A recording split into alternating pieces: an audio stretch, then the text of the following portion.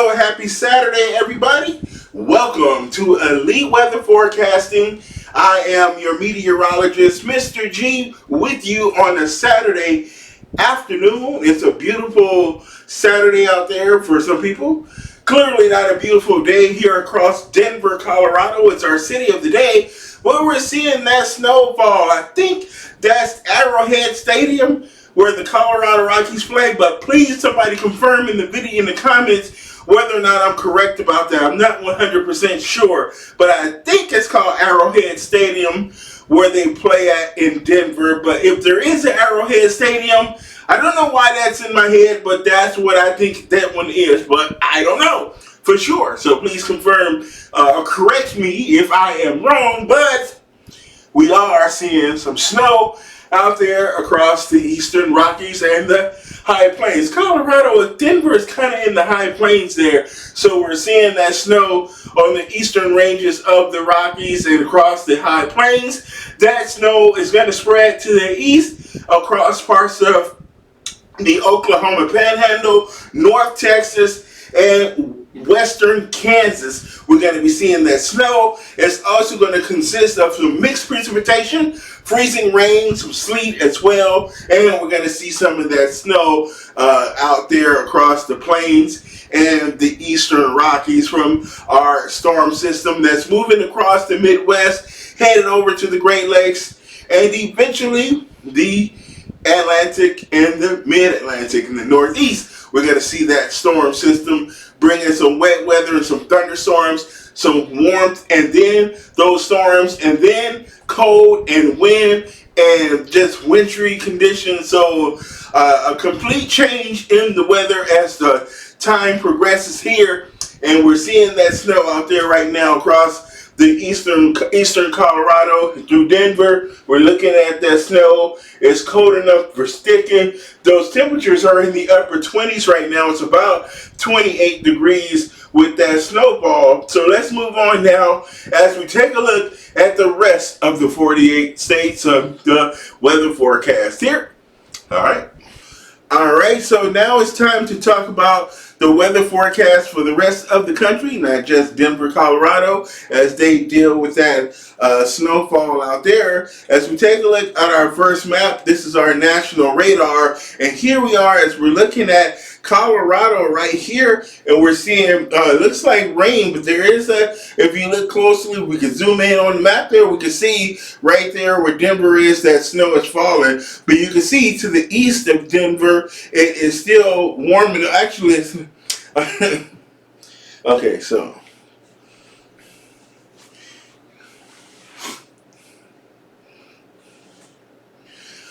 so now as we move on with the rest of the forecast and talk about the rest of the lower 48, as we take a look at our radar right now, we are going to see that snow here across Colorado. So central, eastern, and northeastern Colorado, we're seeing that snow band there. So from Denver northeastward towards the Nebraska, parts of South Dakota, northern Iowa, central and southern Minnesota, and into Wisconsin, we're seeing that snow band right now. And it's yet to start snowing in the Twin Cities, because as you can look here, there is that circle, that clear spot there in the Twin Cities right now, and that snow is not falling yet because we have a heat island effect, and the Twin Cities is still, the ground is still a little bit warm, and the city is warm, so it's a little bit causing kind of a dry spot there over the Twin Cities. But eventually it's going to overcome that dryness in the lower levels of the atmosphere, and we're going to see that snow start to fill in and fall across the Twin Cities. So later today and into the evening hours is when we're going to start to see that snow expand into the Twin Cities. It's kind of like a dry bubble right there, but you can see the snow in Wisconsin all the way around, a complete circle around the Twin Cities, almost all the way up to Duluth. We're seeing that snow, but down here to the south is where we have that tropical moisture embedded with our storm system. So we're seeing those showers and thunderstorms across the Ozarks, so through Arkansas, parts of northeastern Texas, Oklahoma, eastern Kansas here, Missouri, and Arkansas. We're seeing that southern Illinois, Indiana, Kentucky, West Virginia, up through Pennsylvania and parts of Maryland as well. We're seeing those showers and some scattered thunderstorms. And some of that rainfall is going to be quite heavy. If you can look at where the yellows are right here over Arkansas, southeastern Missouri, south of St. Louis there, east of Little Rock, we're seeing that heavy rain. And just about the Memphis area, you're probably experiencing that very heavy rainfall, those strong, the severe thunderstorms. So we're going to see up to 2 to 3 inches of rain possible in the area where flash flooding is certainly going to be a concern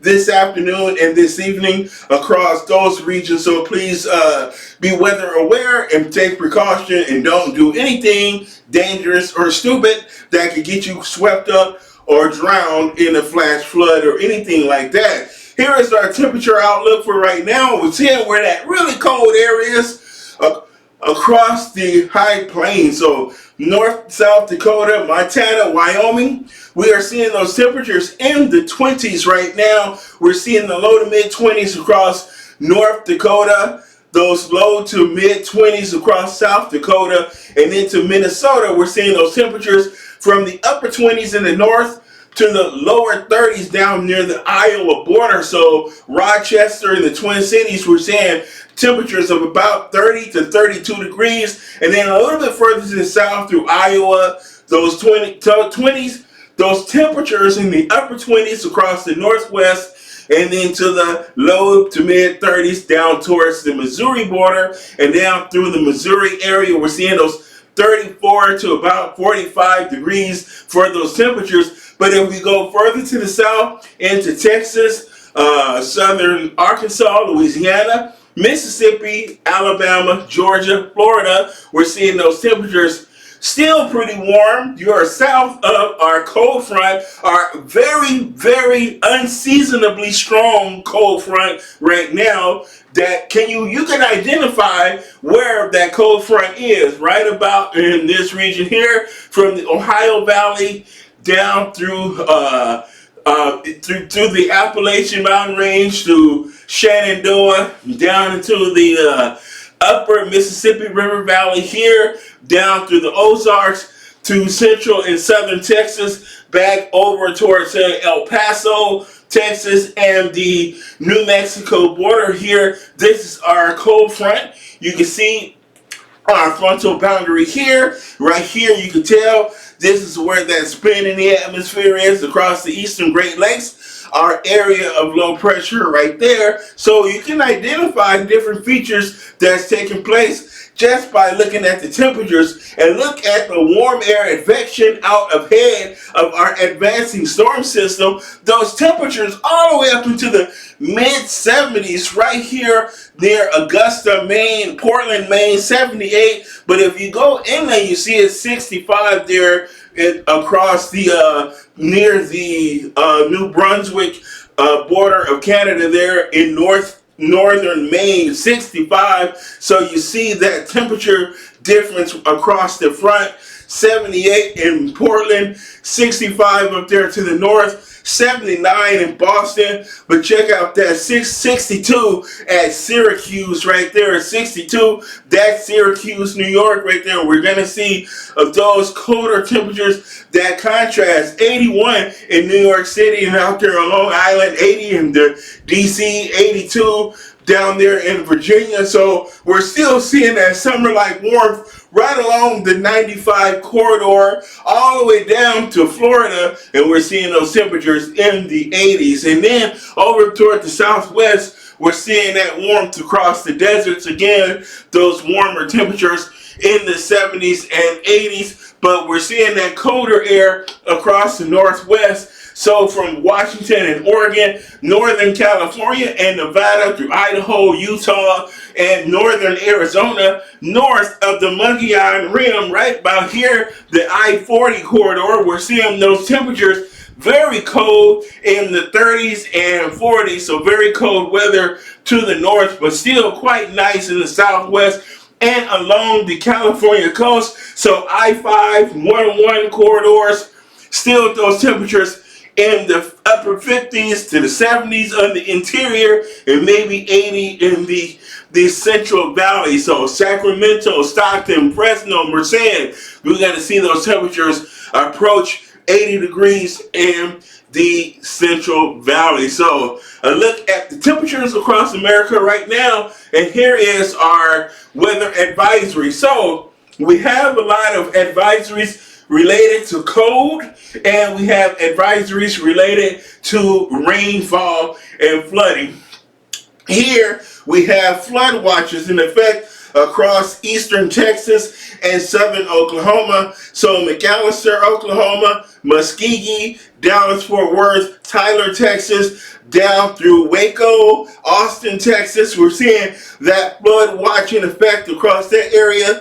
Here we are. We have our frost advisory that's going to be in place for tomorrow. So freezing temperatures, and we have a frost watch in effect here, and we have a winter weather advisory across the high plains. So eastern Colorado, eastern New Mexico, northern Texas, the Oklahoma Panhandle, western Kansas, western Nebraska, all the way up into southern Minnesota and northwestern Iowa, where we have our winter weather advisory, where we're going to be seeing that snow, and we have some areas that's going to see a winter storm watch in effect. You can see that pink. That indicates a winter storm, so that's going to mean we're going to see in excess of 6 inches of snow in those regions. So we are looking at winter weather advisories, winter storm, flood watches, as well as frost advisories is concerned. And then we still have a heat advisory, a heat watch in effect across the southern Mississippi River Valley. So New Orleans area, Mobile, Alabama, Biloxi, Mississippi. So if you're in southern Mississippi, southwestern Alabama, southern Louisiana, it's still pretty warm. So you're seeing those advisories related to that warmth in the air. And then over here in the southwest, in the southern California, southern New Mexico, not New Mexico, but Nevada, we have that strong offshore flow because of high pressure over Utah and Nevada. So high pressure over the Intermountain West, a high amplitude ridge over the west that is creating a strong offshore flow in Southern California as well as in Central and Northern California. So we're seeing wind advisories across there, high wind warning as well, where we can see winds exceed 50 miles per hour.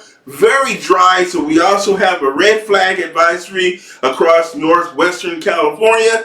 So with very low humidities, dew points in the single digits, and humidities in the 10% range. So very low humidity, very low dew points. So that is, we have a fire weather advisory. So we have the potential for forest fire. So please be careful if you're out doing anything outdoors, any camping or anything like that, and you have a campfire. Please don't do any, I would not advise you do any, if you're having a baby, don't do any reveal parties that involve fireworks or fire or anything like that. If you're in California or Western Oregon, please don't do stupid stuff and cause fires right now. Please.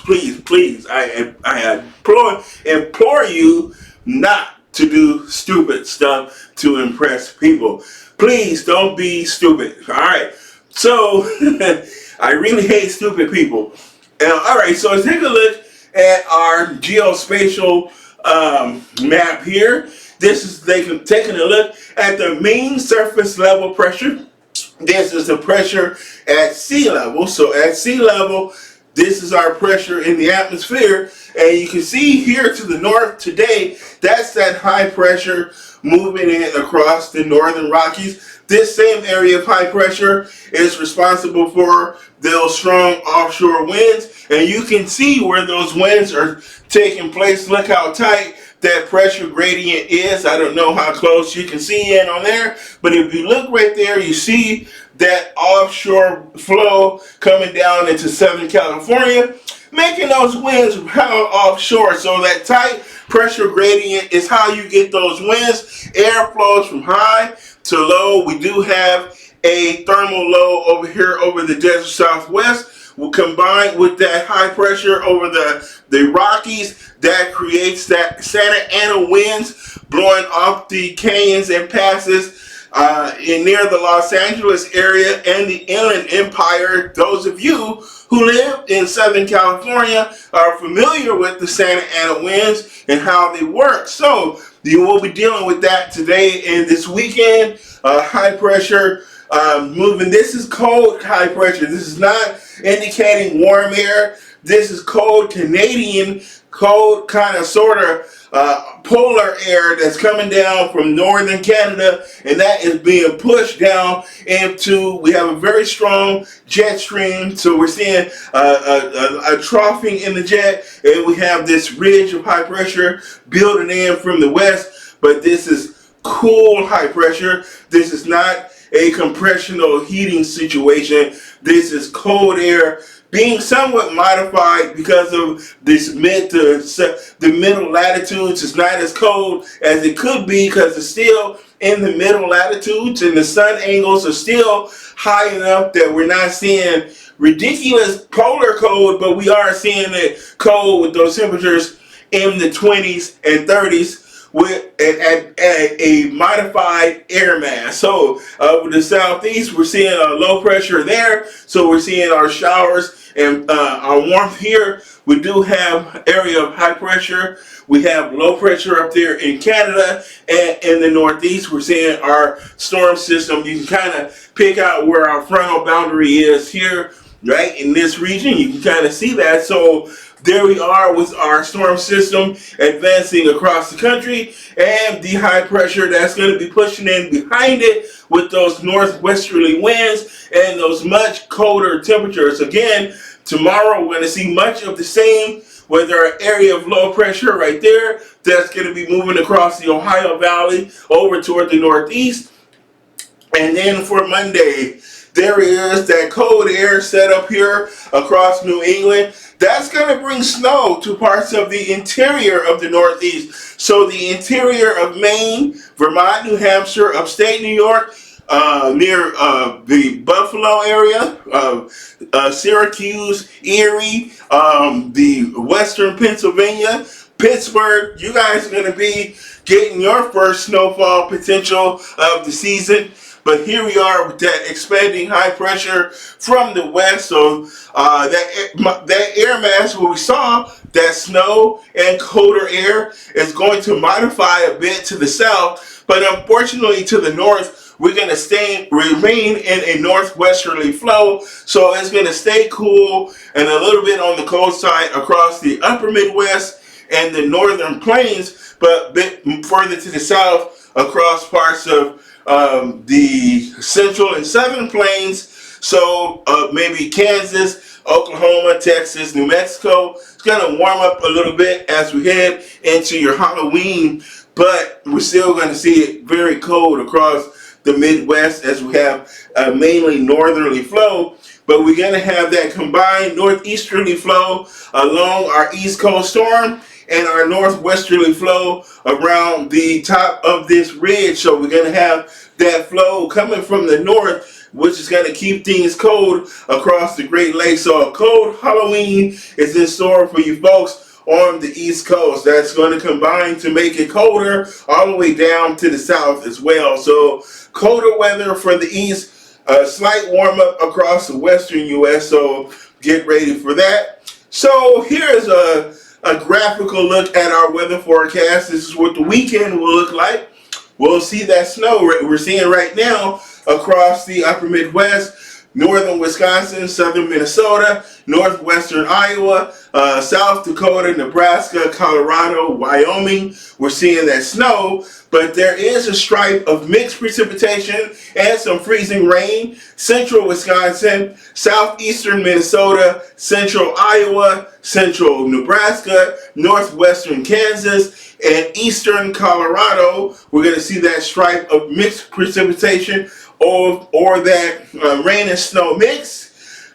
All in all, freezing rain down across western Kansas, eastern Colorado, Oklahoma Panhandle, North Texas, northeastern New Mexico. This area right here in the purple, we're going to see that freezing rain. I absolutely hate freezing rain. And then we're going to have showers north central Texas, central Oklahoma, eastern Kansas, southeastern Nebraska, southern Iowa, northern Missouri, central and northern Illinois, southeastern Wisconsin, northern Indiana, and Michigan will see scattered showers. And we're going to have rain and thunderstorms north central Texas, including Dallas, Oklahoma, including Oklahoma City, Arkansas, including Little Rock, Missouri, St. Louis, okay?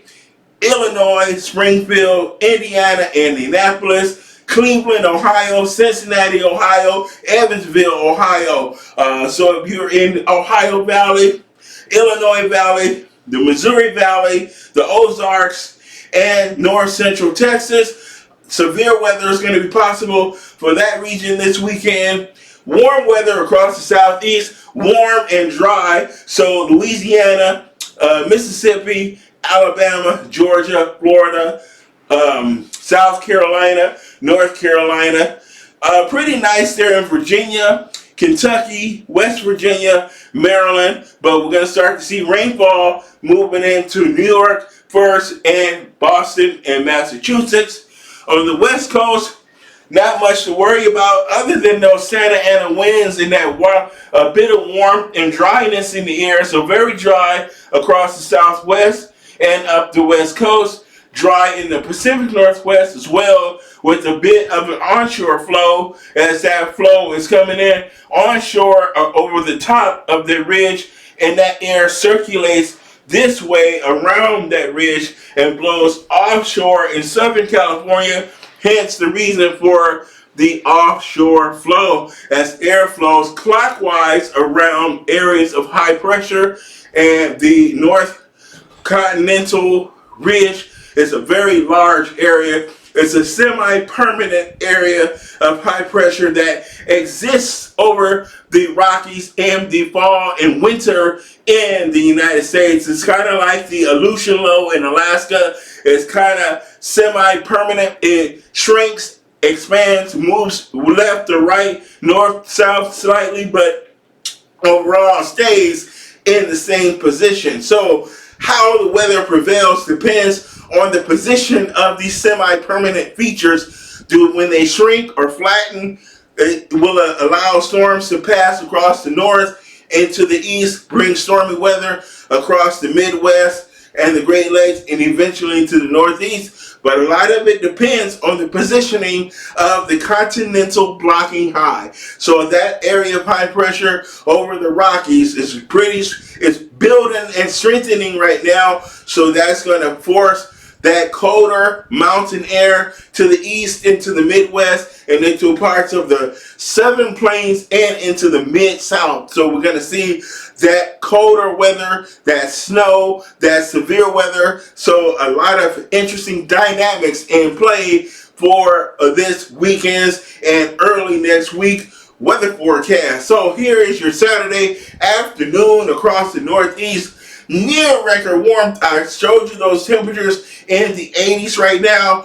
Feeling quite summer-like out there across the I-95. So from Boston, Portland, Maine, all the way down to New York, D.C., Virginia Beach, we're seeing that above average warmth, near record warmth. Our cold front is way here over the interior near I-76, I-90. We're seeing those temperatures right along our frontal boundary, go from the 70s and 60s to the 40s and 50s behind. So Buffalo, the front will pass your area, Detroit. So you're going to feel those northwesterly winds as the winds change direction behind the front.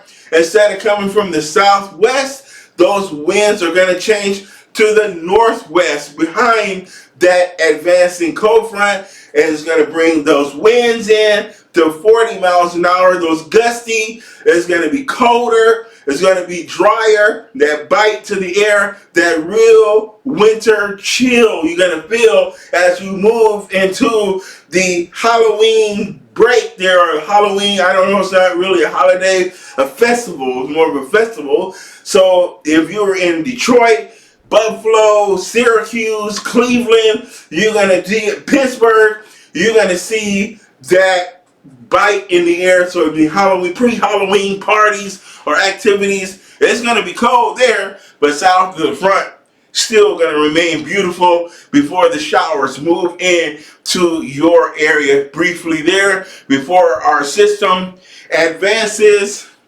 our cold front moves out over the Atlantic, shoves that warm air out over the Atlantic. So we're going to see the warm air retreating out over the water.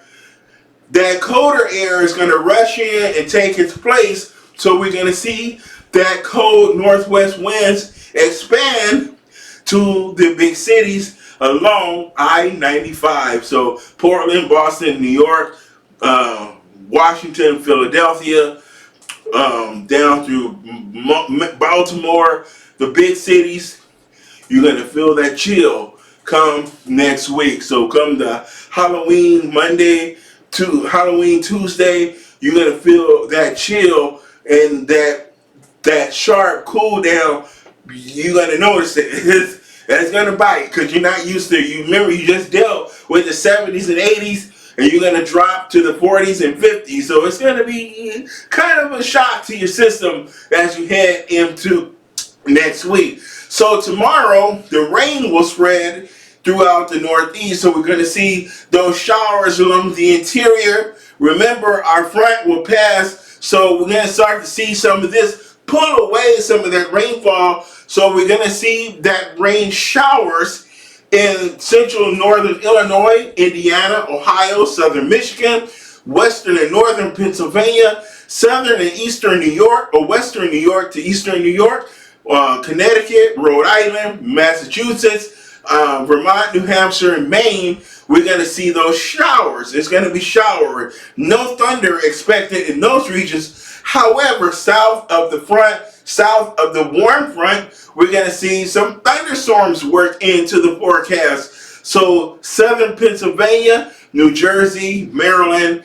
West Virginia, southern Ohio, Indiana, southern Illinois, southern Missouri, northern Tennessee, Kentucky, West Virginia, I think we already would mention that, and Virginia.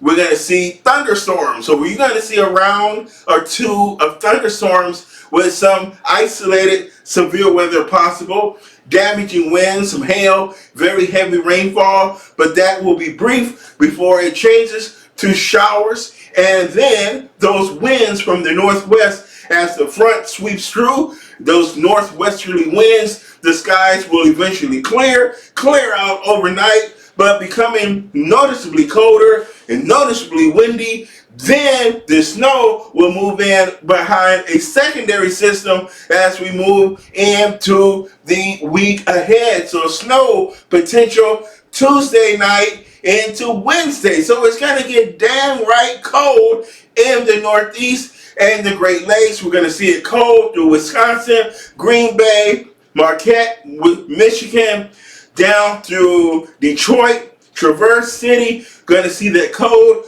We have a secondary low pressure that is going to move into the Ohio Valley, into the St. Lawrence River Valley. That system is going to weaken while a system offshore will strengthen, kind of set up a nor'easter situation, because the offshore system is going to race up the eastern seaboard, make an onshore flow, northeasterly wind. So we have a sort of a nor'easter that's going to set up, and that's going to help to initiate snow through Maine. We're going to see snow over parts of Canada there, eastern Canada. We're going to see that snow over Vermont, New Hampshire, upstate New York. So places like Burlington, Boston, Buffalo, Syracuse. We're going to see that snow. Pittsburgh, we're going to see snow Tuesday night into Wednesday. But where you're not going to see snow, we're going to have really cold and a lot of strong wind, so that northwesterly wind on the backside of the area of low pressure, the high pressure building in from the west, cold Canadian high. This is not going to be the lead in to a warm up. Not really, quite not yet, but we will deal with some bitterly cold and gusty winds behind the rain when it changes to snow. Northwesterly winds to 30 miles per hour, maybe even 40 in some locations, and much, much, much colder. I mean, 20 to 30 degree drop in those temperatures. So your Halloween is going to be a trick or treat for some of you. So get ready for it, because it's going to slap you in the teeth and you ain't going to like it, because you ain't used to it yet. Coming a little bit too fast, We don't mind a gradual cool down, but this is going to be a smack across the teeth. I'm sorry to tell you, but it's not going to be pretty. So now we deal with our cold temperatures, 20 to 30 degrees for those overnight lows, 20 to 30s here across Michigan through Wisconsin, Minneapolis, overnight lows in the 20s. All in all, that's not actually bad for Minnesota to see, because we can see lows this time of the year in the teens and even single digits. So for here, that's not unheard of. So a bit of a modified air mass, that Arctic air, is slightly modified because we still have a little bit strong sun angles, even though it's getting darker about, I would say about 6 o'clock. It's starting to be sunset, and it's dark till about 7 a.m. before the daylight really starts to kick in the morning. So that's going to allow those temperatures to continue to fall overnight. So we're going to see those lows here in the 20s and 30s. The lows to the northwestern Minnesota, Duluth, northwestern through the Dakotas. We're going to see those overnight lows 10 to 20, but 30 to 40 across the Northeast and New England. So the temperatures from Maine down through Vermont, New Hampshire, New York, Pennsylvania, West Virginia, and through Kentucky, we're going to see those lows 30 to 40 degrees. When you've been seeing those lows in the 40s and 50s, maybe 50s to 60s, but that 20 to 30 degree drop is going to be noticeable. You want to have to grab your jackets and sweaters and bundle up for that cold as we head into the Halloween day. So we're going to see rain and warmth across the southeast. That's going to be the best weather in the country. It's going to be across the mid-Atlantic, the southeast, so Virginia down through South Carolina, Georgia, so cities like Atlanta, Jacksonville, Montgomery, Jackson, Mississippi, Nashville, then Dallas, Fort Worth. Going to be a little bit wet in this region. We're going to see showers and thunderstorms across Texas and into parts of Arkansas. Some heavier rain, some flash flooding from some of those thunderstorms, as we have some moisture from deceased hurricanes that's bled into this region here. So a hurricane leftover moisture enhanced by, initiated and agitated by this cold front and an embedded area of low pressure will help to trigger some heavy rain and thunderstorms. Some severe weather is going to be possible as well. So again, some wet weather possible Halloween as we come into with it, that part of the week, Saturday through Saturday night. That rain will continue through Sunday as well. So that heavy rain and those thunderstorms and that flooding is going to be a real issue. So all right, so through Sunday night, this is our rainfall forecast across the Midwest.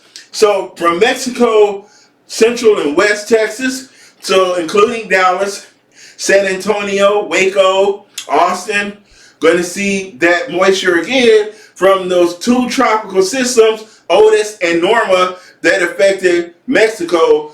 Look at the damage that Hurricane Otis did to Acapulco and Mazatlan. Unbelievable damage from a Category 5 hurricane. Hurricane Otis went from a tropical storm to a Category 5 hurricane within 24 hours. That is the classic definition of a bomb cyclone.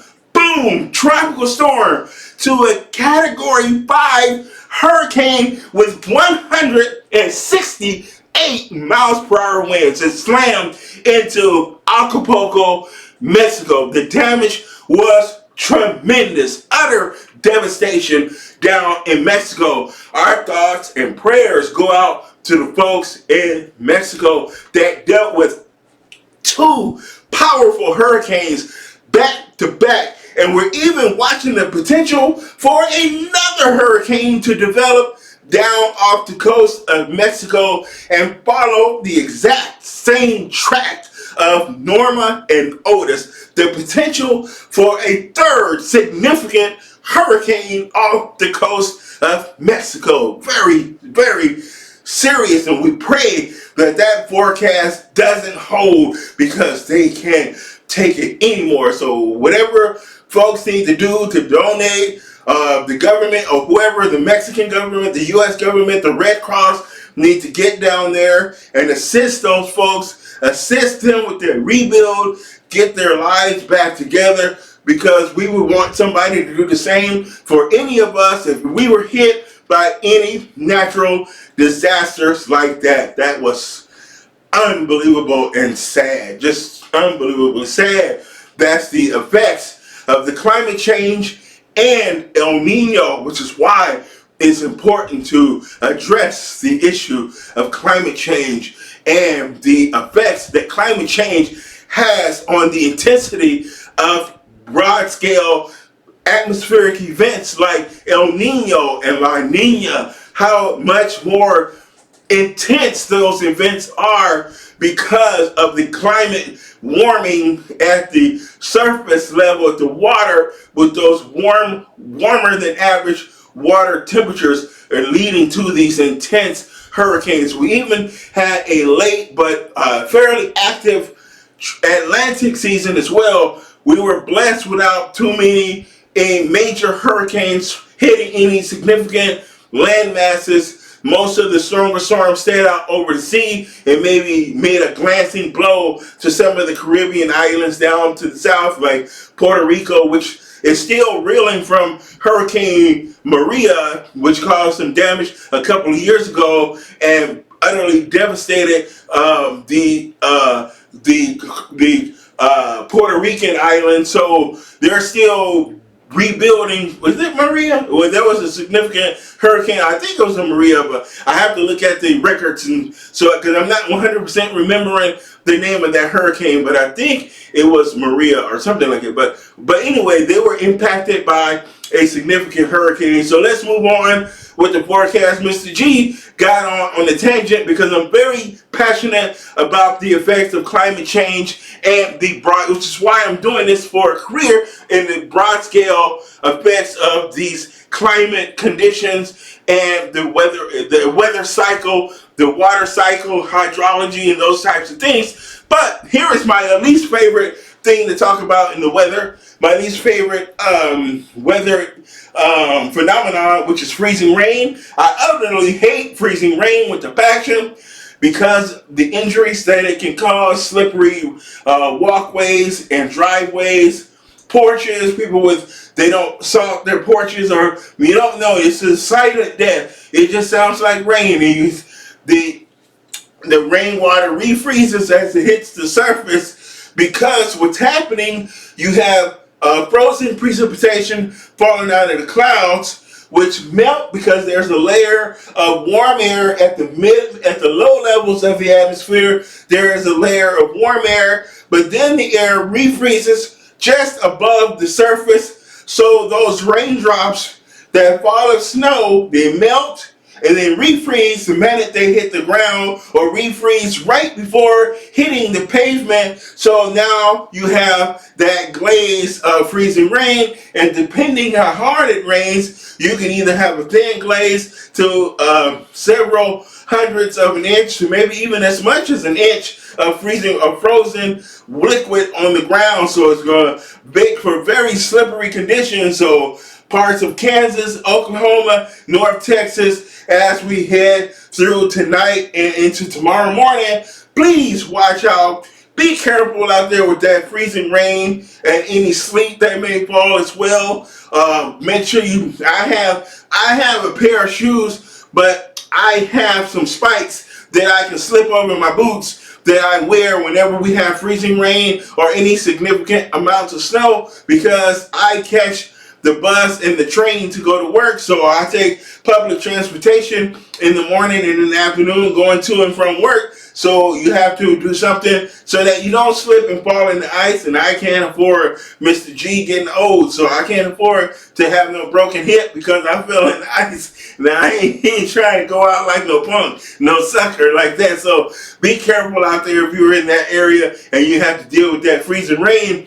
Again, I'm going to talk again about those Santa Ana winds, that area of high pressure, that continental blocking high over the Rockies, and that downward slope, those winds coming down off the high elevations through the high desert, across the deserts, Palmdale, Lancaster, Las Vegas. You see that wind direction coming from the northeast, and there's mountain ranges right here in Southern California. There's the we got the Tehachapi Mountains there, the San Gabriel Mountains, the San Bernardino Mountains, and the Santa Ynez Mountains down there near San Diego. And there are a lot of canyons. You got San Gorgiano, Cajon, we got the Grapevine. So these open passes where the air coming from across the high desert, coming from the Apple Valley, Victorville, Blythe, Barstow, Lancaster, Palmdale, Las Vegas, that air blowing across the desert squeezes between those mountain passes, those openings between two mountain ranges, those passes like the Cajon Pass in Southern California, where I-15 snakes its way through, coming out of Ontario to Barstow and Victorville. That is the worst area for those Santa Ana winds, and that wind squeezes between the mountains, and the process of squeezing between the mountains, it don't go up and over because of the high pressure, so it's creating a downward push on the atmosphere. So those winds can't go up over, they have to be deflected, and they go in between the openings in any canyon and passes below those mountains, and that process causes those winds to accelerate as that pressure builds, and that high pressure, and they squeeze through, they're forced through the mountain passes, and they blow out over Ontario, Chino, Montclair, Rancho Cucamonga in Southern California. That makes the stage for forest fires and gusty winds, so it causes a lot of structural damage, power outages, a lot of things like that. It's very, very dry air as well. The dew points can be single digits. The humidity could be 10% or less. So this is actually very serious. The Santa Ana winds are a pretty big deal in Southern California, as they lead to problems where Southern California Edison can't keep up with the demand. People running their air conditioners, so you have the rolling blackouts because they don't produce enough electricity in California, partially due to legislation in place that puts a limit on the amount of electricity that they can produce, especially from things that uses like coal or uses oil-based electrical power because of political restrictions in California. So it actually exacerbates the problems with when it comes to dealing with issues like the Santa Anas and those strong winds and the power outages that occur with that. So a little bit of education for you guys there, Meteorology 101 with your boy Mr. G. So we also see The same thing that can take place in Northern California around the Bay Area. We can see those offshore winds coming down off of the Sierra Nevada and the Great Basin over there in Nevada. So high winds, Truckee, blowing through the canyons and passes out through across the Central Valley. So Sacramento, Merced, Stockton, Bakersfield, deal with those winds, and those temperatures actually rise across the Central Valley as well, and it makes for those high winds along the coast ranges in Northern California. The only good thing that comes from this is there's no fog in the morning in the Bay Area. It's one of the few times you get to wake up with no low clouds and fog along the immediate coast, because you have that dry offshore flow, so it pushes those low clouds further back out to sea. So that's some good news that does come from that dry offshore flow. And here's a look again at that warmth across the west and the southwest and up the California coastline for your day on Sunday. That's going to continue into Monday and Halloween. That warmth across the west, a bit chilly across the Pacific Northwest through the Rockies, downright cold across the northern plains and upper Midwest, Minnesota, the Dakotas, Montana, and Wyoming. That's going to be cold. It's going to be cold and brisk across the Ohio Valley, the eastern Great Lakes, down through the Central Plains. We're going to see that colder and brisk.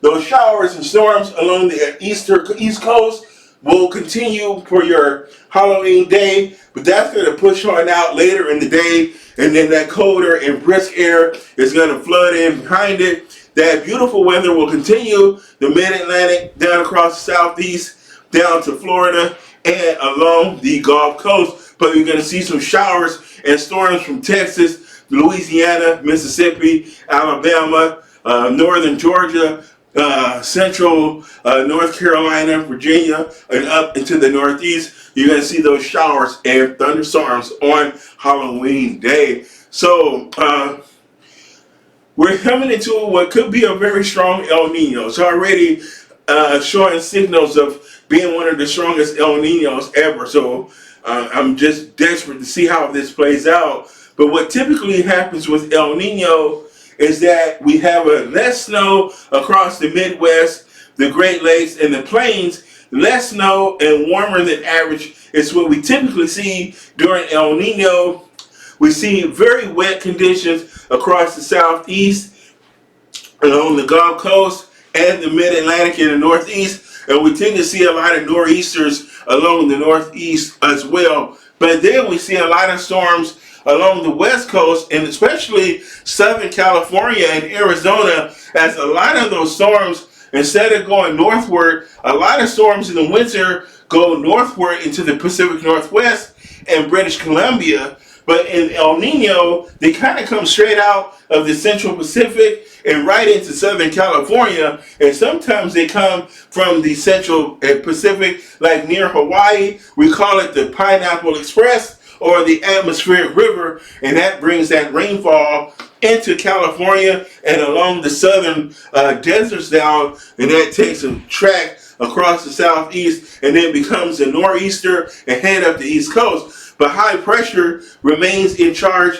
over much of the Midwest and the high plains as that cold Canadian air stays bottled up to the north. As you can see here, frigid air well north. And that's typically what we see for the most part during strong El Ninos. It doesn't mean that cold air can't come south during El Nino, but it's just the predominant pattern is for it to stay well to the north and warmer than average across Minnesota. So that's one of the effects of El Nino. I look forward to living in Minnesota, but it can cause problems in California.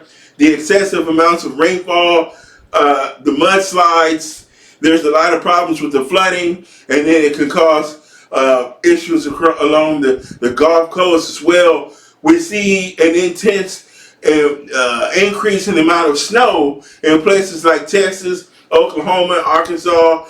We can even see freezing rain in Louisiana. I know there's a commenter, there's a person who follows me on YouTube who always ask about whether or not we're going to see snow in Mississippi.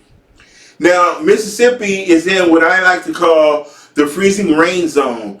You could have some snow, I would say, in northern Mississippi, North Sheridan, northward to the Tennessee border. You can see snow along the border of Mississippi, Alabama, Georgia, with North Carolina and Tennessee, but predominantly it's going to be freezing rain, as you often have that layer of warm air, so the lapse rates probably are not going to be steep enough for downright snow, but you will see a lot of freezing rain, sleet, I will give you that, and maybe some snow that will come with a mixture of freezing rain and other types of frozen precipitation right here in this region and right along the spine of the Appalachian Mountain Range. So West Virginia, Kentucky, Tennessee,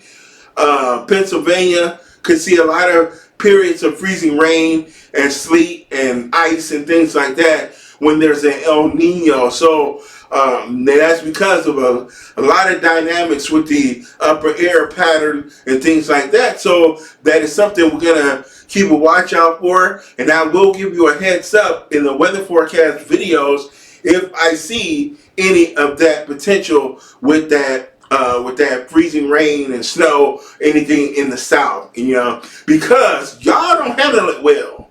Y'all do not handle, and I'm saying y'all because my folks are from Louisiana. We're from the Bayou, Rayville, Louisiana. Check it out where it is.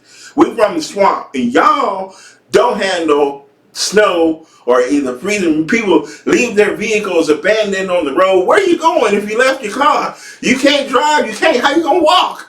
I don't understand how hundreds of vehicles are left on I-12 and I-10 and 55 and 65. How y'all just leaving your vehicles when it's sleet or snow in the south? Y'all can't handle it. Y'all ain't built for that. So please don't ask me in the video when it's going to snow in Mississippi. Because you don't want it to snow. Because you can't handle the snow, my brother. You got to come up here in Minnesota and learn what it is to deal with the snow. So anyway, that is the video for y'all. I love you, and I had to make fun of my southern fans and folks who watch the video. But y'all don't want to deal with wintry weather because you can't. Y'all don't know what to do with it. Your states don't have the equipment to plow, and all you got to borrow it from other states. Michigan got to send road crews down to help you clean up the road on 8. I've seen them do it in Georgia where they dealt with snow and they didn't know what to do. All the vehicles were stuck. They had to somehow get all these cars towed and plow the streets and the freeways. I-85 and 75 is a hot mess. So please don't ask for snow in the South because y'all ain't built for that kind of stuff. So anyway, that was a long video because I think the weather this week is going to be pretty significant. So there's a lot to talk about. So we had a longer video for the day. On TikTok, it's going to probably be cut up in 3 or 4 videos. But we'll see. You can see the whole video on YouTube. So thanks for watching me today, guys. Be careful this weekend with that snow out there. The severe weather in some areas. We'll also be dealing with that freezing rain and sleet and ice. It's just a smorgasbord of foolishness going on this weekend and next week. So thank you for watching me. Have a good weekend and a good week. I will be back tomorrow night with a forecast to finalize Halloween and next week's forecast for you guys. Bye-bye.